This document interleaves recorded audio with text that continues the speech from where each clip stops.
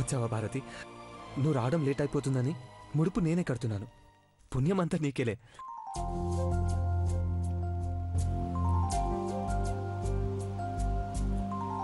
ముడుపు కడుతున్న ఆ బాబు చెయ్యి పట్టుకో అమ్మా. నీ మొక్కు నువ్వు చెల్లించినట్టే అవుతుంది.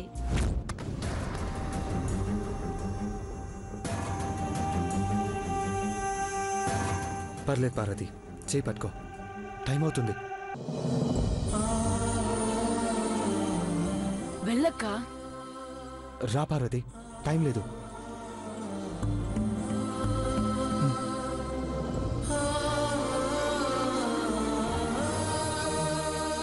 పట్టుకో అమ్మా.